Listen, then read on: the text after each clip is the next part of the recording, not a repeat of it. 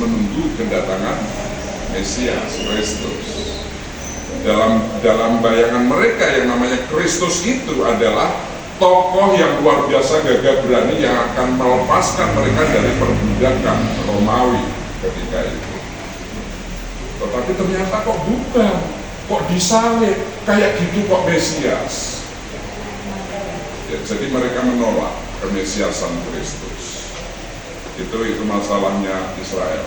Tetapi Bapak Ibu, Saudara dan saya, kita bersyukur karena kita berada di dalam Kristus, maka kita bisa menyebut Allahnya Israel yang namanya itu dengan sebutan Bapa.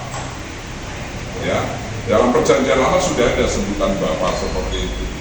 Ya, kalau kita bicara gender di Israel itu pemahamannya adalah kalau laki-laki Bapa itu kuat dan punya nama.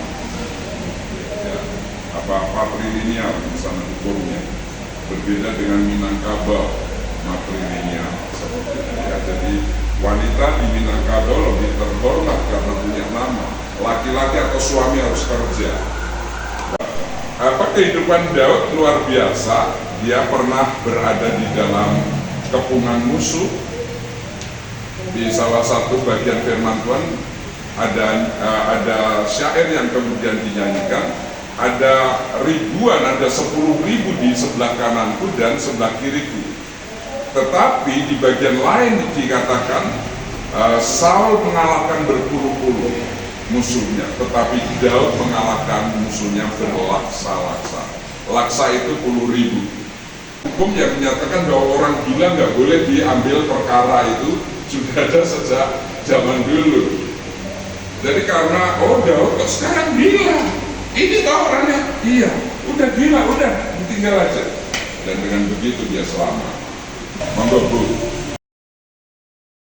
Siapa di antara kita yang tidak kenal dengan pribadi Islam? Tahun 1979, ia menerima penghargaan yang dunia.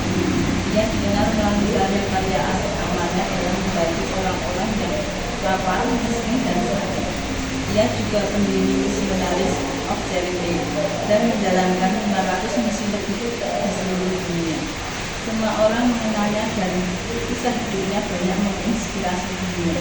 Intinya itu, beliau bukanlah seorang yang kaya raya sebetulnya, ya, tetapi kaya cintanya itu luar biasa sehingga justru dia mulai bergerak, mulai bertindak, ya, baik menolong orang miskin maupun orang yang sakit, sehingga justru itu yang menggerakkan hati orang lain yang kaya raya itu tergerak hatinya.